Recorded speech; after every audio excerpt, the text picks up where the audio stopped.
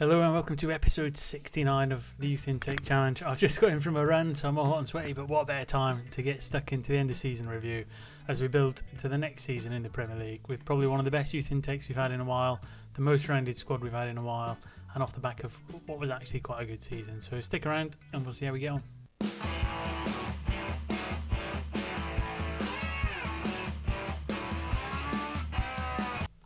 And the first place to start really is the schedule. We'll have a quick whiz through. We started off quite brightly with a thumping 3-2 win over Man City. Roldan getting a hat-trick.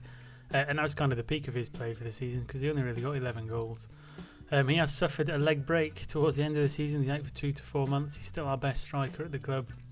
But unfortunately, he's kind of, I'm not going to say declining, but he's reached his peak really. Decent Sky Bet Championship player, close to his full potential. He's got a lot of positives about him.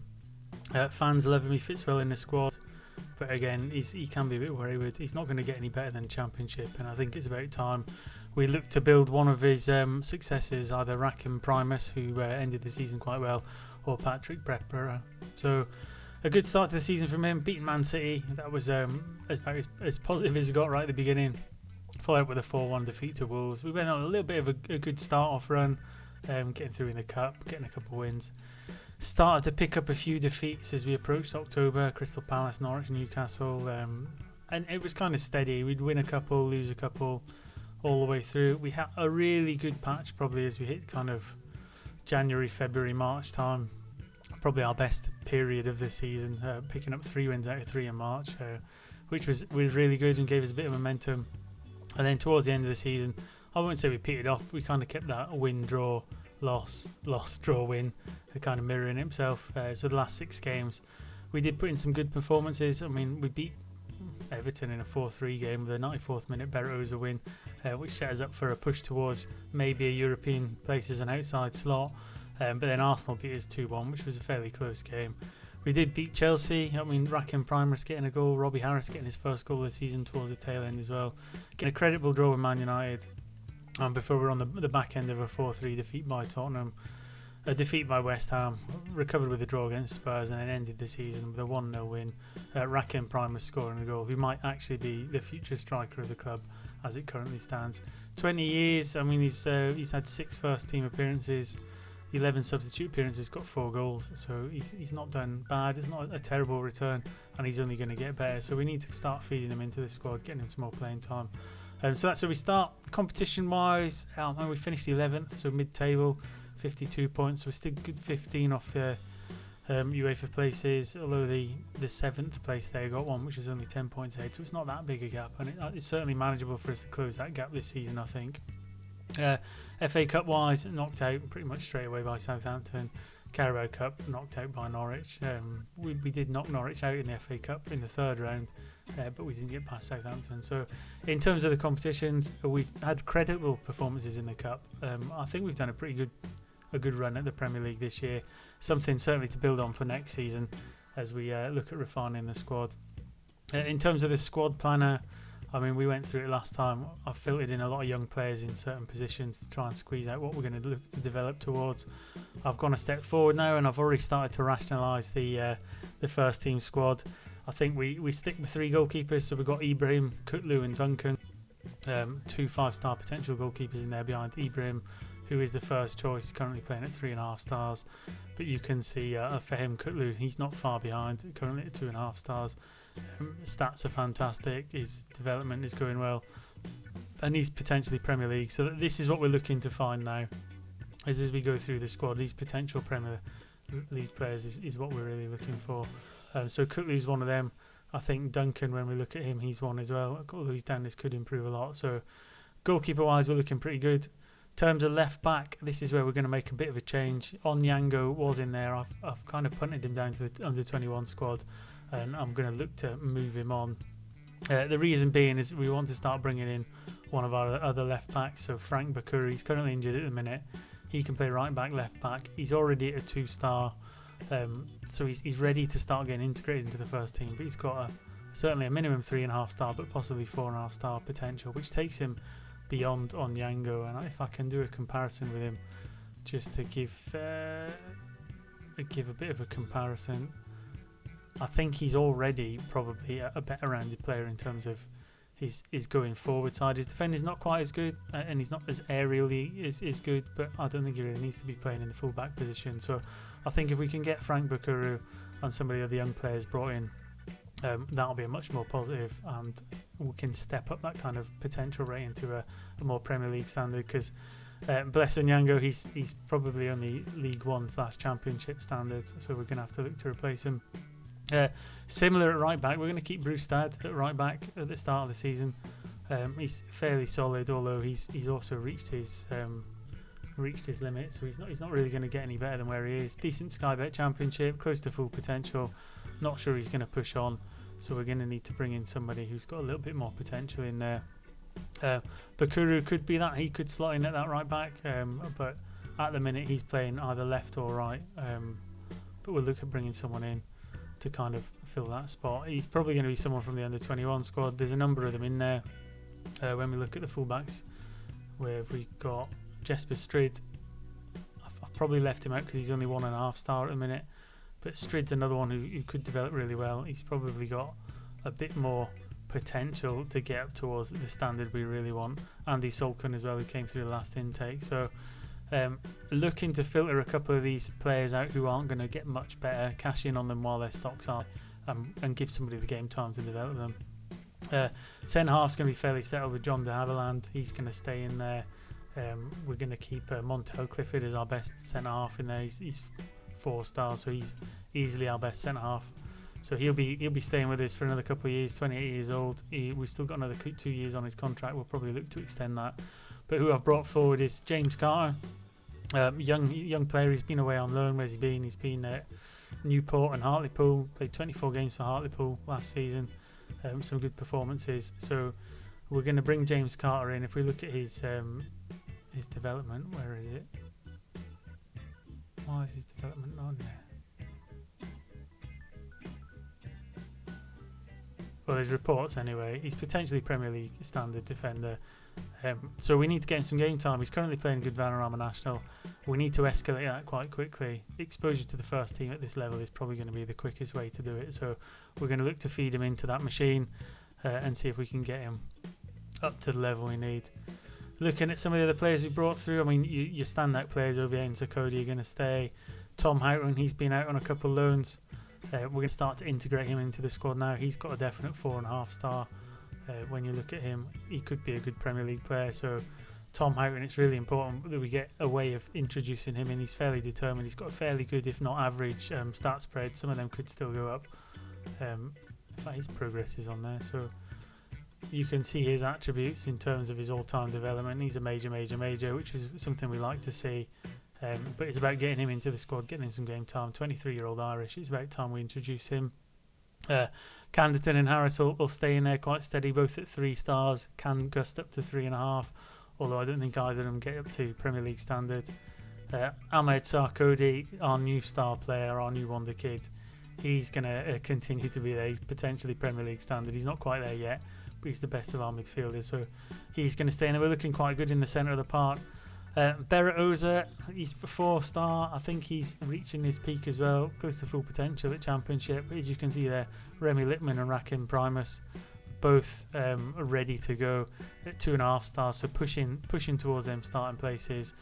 Lippman got a number of games last season, 12 appearances from the start, 9 off the bench, 2 goals, 7 assists with a 6.87 average. So again, when we look at his reports, potentially Premier League standard. So we're starting to see more and more creeping into the team now. We've just got to get them over the line and get them bedded in. Benedict Joseph's another one, plays on the left-hand side. He's another one that's got that kind of potential Premier League standard. So what I've tried to do is bring in all the youngsters who have got a minimum of 2-star current ability, that have been out on loan and have the potential to be a Premier League player, so we can get them into the squad. I've got room in the squad to bring another couple in there. You can see the exception to the rule is Lilafan Samana. He's 1.5 stars, but he's got the potential in there, and that's just to do with we're a bit limited on right wingers in there. I'd like to filter out Marcus Silverio. Again, when you're looking at his report, he's a Sky Bet League 1 player, unlikely to approve. But Remy Lippman, he can play both sides, but if we can bring Samana up as well, it gives us a bit more strength in depth. So that's where we're currently sat with a squad. Dynamics wise, we're happy. When we go back to the squad, what you'll also see is I am trying to offload a number of players who I don't think are going to make the potential grade to get into the first team. So even Pepra's on there, Tharnston,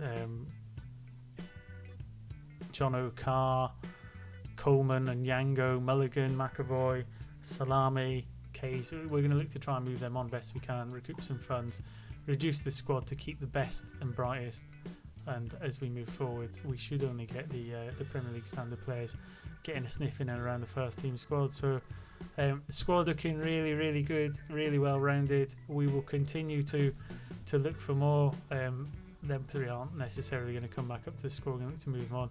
Finance wise, 264 million. We're probably considered a rich club now.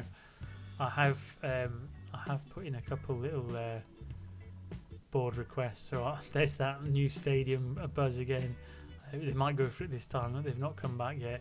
They've rejected my affiliate again. I mean, I'll just keep pestering them because the more affiliates we can get, the better. What I might actually have to do is if I go into the club info, into the affiliates, what I might need to do is drop China because they're not bringing us any youths. So let's cancel that link. Let's drop Dorking because we're not really getting anything from there as well. And see if we can maybe get a couple more once them two have dropped off. So we've got a few, we've got 5, we need to get some more and we'll see what we can do with that. In terms of medicine, I mean, Sarkody's high injury risk. We've got Arnold ruled down, who's out with a broken lower leg for 2 to 4 months. A couple of players come back from injury, but in terms of the squad, it's looking pretty good. Training wise, we're good. Staff, we're looking spectacular in terms of coaching. I keep eking out a few coaching badges here and there. We could do with a bit more on the recruitment team, but we're not signing anybody, so I'm not overly concerned with that side of things. And tactics-wise, it's probably the last thing to look at. This is what I've kind of been playing with in the background, is dropping a defensive midfielder and going for a support striker or some kind of attack midfielder. What that enables us to do is it gets Sarkodie a bit further up the field, so he becomes more of a goal threat. We've still got 2 really, really solid ball-winning midfielders or box-to-box midfielders in there, in Oviedo and Mandanda. And that kind of spine through the middle is looking a little bit bare. That gives us a time, if we can play centrally or not rely too much on the wingers as we bed in replacements for Roses and Silverio and the fullbacks. We've got a really strong spine now. So you can see that. We've got 3.5 stars across most of the players there. Silverio, one of the weak links. Mandanda looking to fade out a little bit, but we've got some midfielders coming through. Waiting on one of the fullbacks to come back. So Bakuru, once he comes back off loan and he's not injured anymore, currently out for 8 days to 2 weeks. I'll filter him into that slot and see if we can build his squad for next season. So hopefully that serves it by way of what we're trying to do. What I'm going to do is get through the transfer window, see if I can offload some players, get some players fit. No, we'll get ready for the opening game of season 23, I think it is, and see if we can get off to another fantastic start like we did against Man City. So stick around and I'll be back shortly. And welcome back. So instead of showing the game, I've played it ahead of time. Here is the result. We got 3-2 win away at Chelsea, which is a fantastic result. We had a 2.53 XG. So although we didn't have as many chances as they did on shots, we had more on, well, almost as many on target, but the XG was slightly higher. An all-round good performance. Very close game. It could have gone either way. It was 2-2 at one point, but what we can see here is Primus. He started up front because Roldan's obviously out injured still, recovering from his broken leg. He's back in training, but he's not fully fit yet. And he's got 2 goals on the opener of the season, so fantastic move for him. Sarkodie got a couple of assists playing just behind, so that change in formation has enabled him to get a bit more creative flair going forward and create a few more chances. Silverio chipped in with a goal as well. And our fullbacks and Yango I've retrieved from the reserves because I let some players go out on loan. So we're probably going to use him for one more season. But Bakuru, we've got in at left back. He's had a good 7.1 performance. And as you can see on there, we went 1-0 up, Silverio. They equalised. We went 2-1 up from Primus, Sarkodie with an assist. They equalised again on the 62nd minute, and then Primus got a 3rd goal with Sarkodie. They had a late equaliser on the 82nd minute, but was disallowed by VAR. I think we can view the highlights, so we can just have a quick look at the goals for you. So they lined up a 4-4-2, we lined up a 4-2-3-1, and you can see the goals here. Let's just speed it up a little bit for you. bad back pass from the goalkeeper, and then just get back into the goals. They got an absolute worldie from the edge of the box. 1-1, we got a break up forward. Sarkodie breaking down the left hand side, cutting into Primus, who's got a nice left footed finish, centre of the goals. Keeper probably should have saved it, but not too bad. We then gave away some cheap possession, ball over the top to Ibarra, and he rifled it past Ibrahim. When I thought we were just going to be playing out for a 2-2 draw, we managed to rally Bostwick coming on as a substitute into Canderton, round to Sarkodie, put it through into the middle, and Primus had to just a simple little nod in. Looked like it might have been offside, but it wasn't, and we escaped with a victory, so all 3 points. One of the final things to kind of go through is the squad. So that is the squad as it is now. Not a full 25 man, you might notice. I took slightly more last season. We've gone slightly less this season. That's because there's a huge number of players on loan, which I'll show you in a minute. But one of the things I wanted to draw our attention to is Raheem Primus, our new striker. When you look at his information, he is labelled as the next Michael Owen. So we might have an absolute worldie on our hands then. If he gets anywhere near as many goals as Michael Owen did, then we've got a real talent on our hands. So really good opening start to the season. Really good, full of promise. I did say I'd show you the players who are out on loan. As you can see, we're scrolling up and down now. There's so many gone out on loan. A number of them up the top end. Really good average ratings, so it's looking like they're going to develop quite quickly. And then the final little bit just before I disappear is the transfers. You can see a number of them loan contracts are in there, but Callum Coleman and Mulligan have left full time for a combined 1 million between them. A couple of these other loans in here are actually with a fee to let them go. So Caden Keys, I believe his is a permanent deal with a future transfer fee. And I think there was one more in here as well. So we're starting to thin the squad out a little bit. We're also getting some players out to loan, and the squad's looking quite well rounded. And Raheem Primus is off the mark at the start of the season. Can he keep our Roldan out of the team for a long term? So Roldan's got back. He's back in training, 5 to 11 days.